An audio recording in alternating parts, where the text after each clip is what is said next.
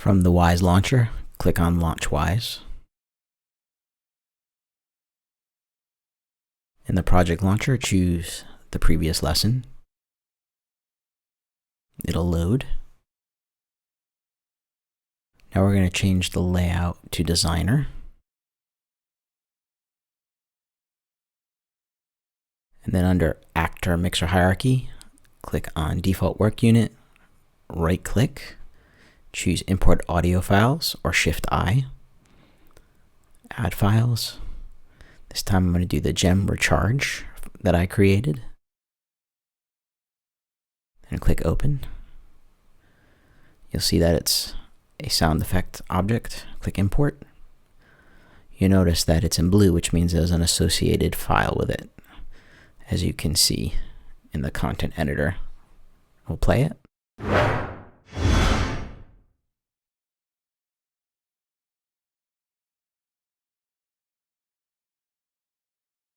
We're going to alter the pitch a little bit.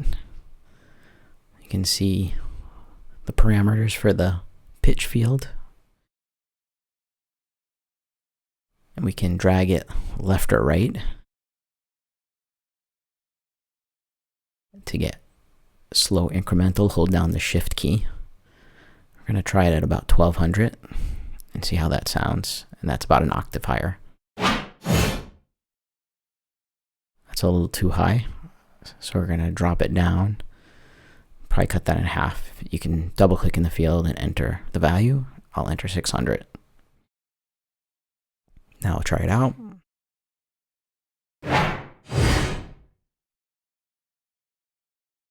So we're going to separate the sound into two parts. So what we're going to do is we're going to right click and copy that gem recharge. We're going to paste it in the default work unit. And we're going to play parts of this file by utilizing the sound editor in Wwise. It actually works off the same WAV file. So we're going to rename these objects. One is going to be gem recharge magic. And that's actually going to be the second sound we hear from the file. And then the other one we're going to rename to gem recharge whoosh, which is the initial sound. And that's when the staff goes off to the right.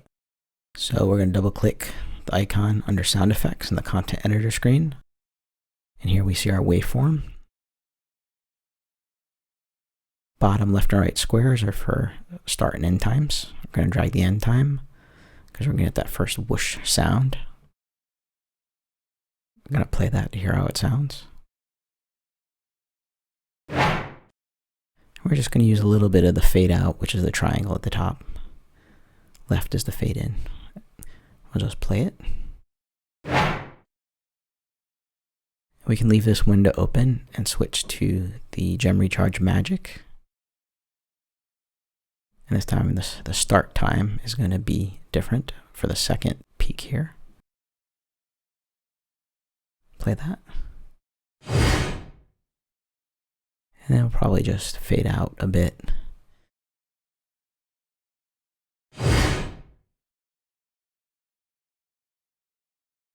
Yeah, probably drag the end time a little bit, shorten it up a little bit. That's pretty good. So we can close the sound editor window.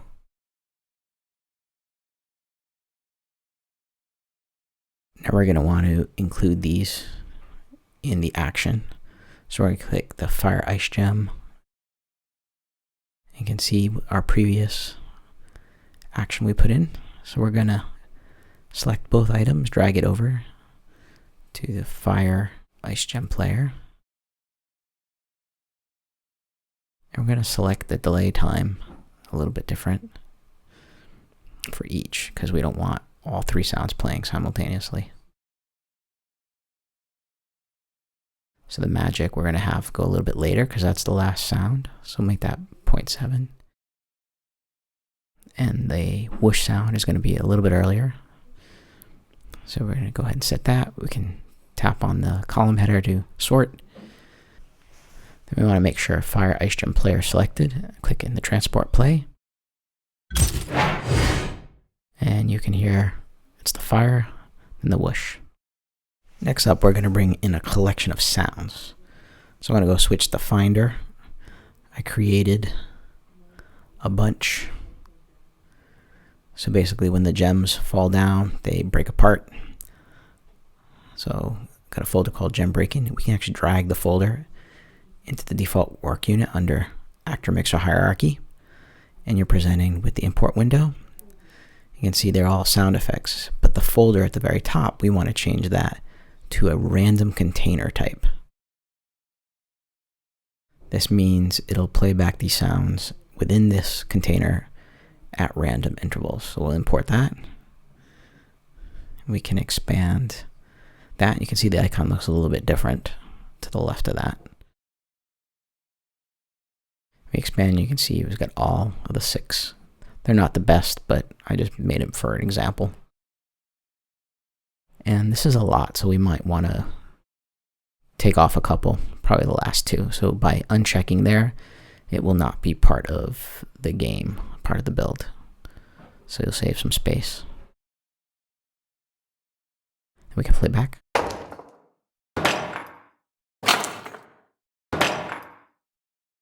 And you can hear it's playing those randomly, but there's a couple other settings we can tweak. We're going to want to actually make the pitch randomized. So we actually double click on that icon, get the randomizer, and enable it. And we're just going to set some minimum and maximum offsets. We'll use minus 150 for the minimum and plus 150 for the maximum offset. And you can see that the little randomizer icon is orange, meaning that it's activated, enabled. So we're going to click on Gems Breaking and see the properties. The avoid repeating last, we want to change to 2, so that way you don't have the same sound play more than once in a row. Test that. And there's one other setting we can change, and that's the play type. We want to change it to shuffle, that way it doesn't repeat any sounds until it's gone through all of them. The next thing we want to do is we want to break up this sound as well. The initial hit versus when the gem breaks. So we're going to copy the gems breaking, and then we're going to paste it default work unit. And then there's our gems breaking a 1. You can see the same things. Pitch randomization is the same. So we're going to change this. This is going to be the gem head, which is when it drops. Then we're going to have the gem tail, which is the sound of it breaking apart. We're going to also use the sound editor to divvy up what gets played from each file. So we're going to play with the start and end points.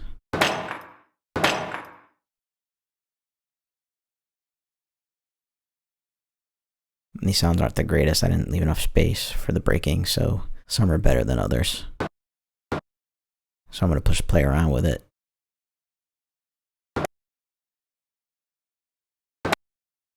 Again, sorry, not the greatest sound. And we can zoom in on the waveform.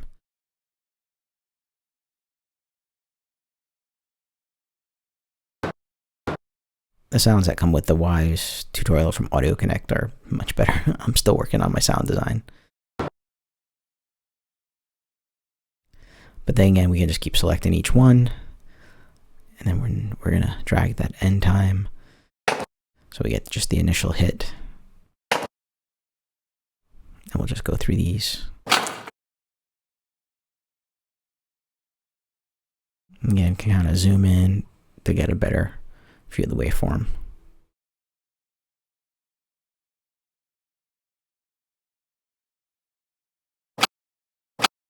Play with the fade outs a little bit too.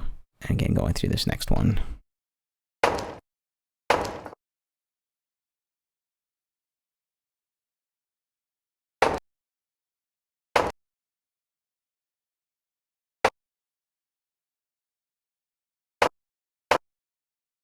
I know things are going to sound a little funky when they do playback on some of them.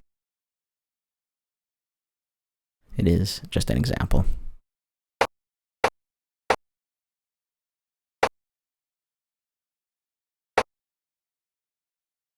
Now we do the gem tail, where we're going to get sort of the second half when we hear the breaking part. So we're going to start. It's going to be different. Again, play with the fade outs.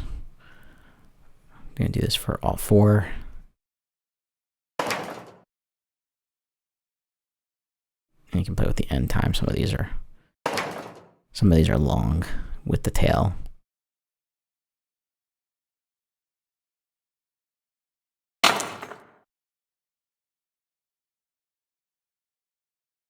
And again, we can zoom out to get a better view of the waveform.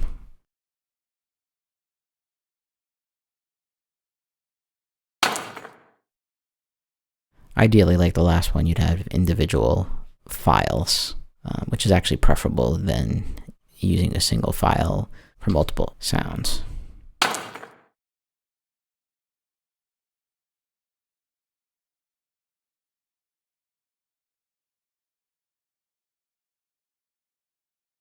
This last one.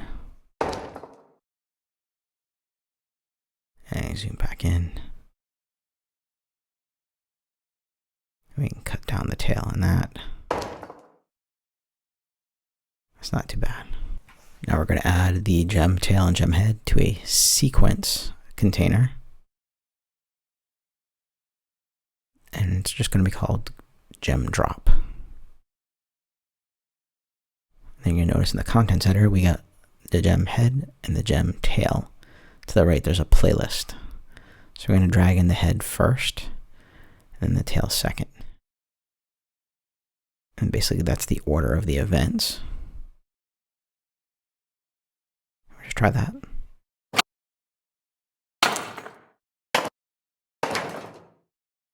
You notice how there's no space in between the two, which we want.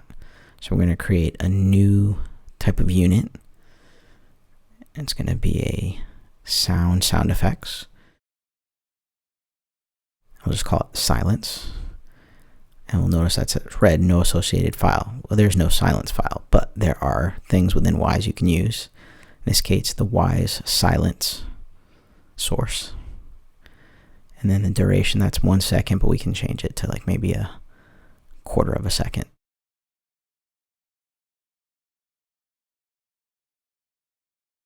And you can obviously set it to whatever you want, how much silence you want between the two sounds. Click back on gem drop, and we got to add the silence object to the playlist. And we do it within that 2 to 7 range. So it puts it between the head and the tail.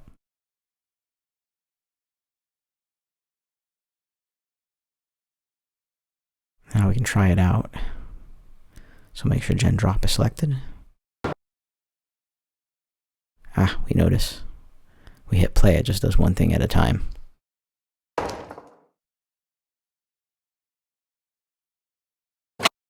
So we got to make one change.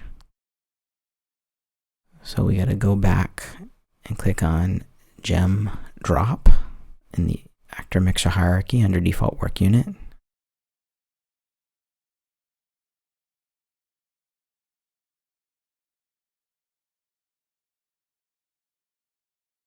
Because we want to make sure its sound property editor is over there on the right. And then the play mode, we don't want step, we want continuous. So that'll play each thing in the playlist sequentially, continuously. So we'll test that out.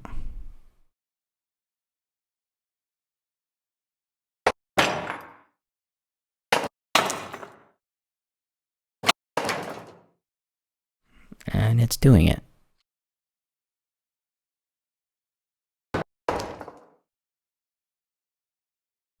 I'm just going to tweak the silence a little bit, maybe make it a little bit shorter.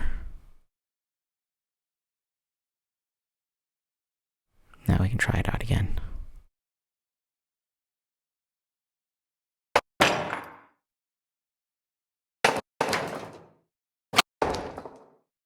I like that a little bit better.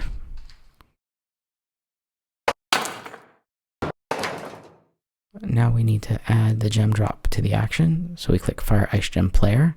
And what we're going to do is we're going to drag gem drop into the event property editor.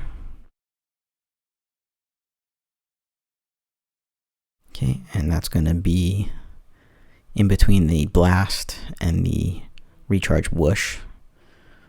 Then we can resort the delay. And now we can use some randomization for the gem drop in the event property editor. So we're going to change the delay by adding some randomization. So we're going to enable that. And we're just going to add a 0.4.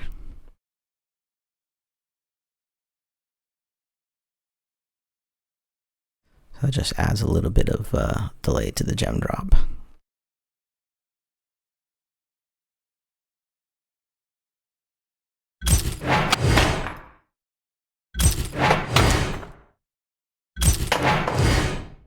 Now we got to go to the sound bank layout, and we're going to bring in, and we're going to generate all. Everything was previously checked. We're going to close this, and we're going to open up the game, Wwise Launcher, Samples, Wwise, click Run Cube, and we're going to fire the gem.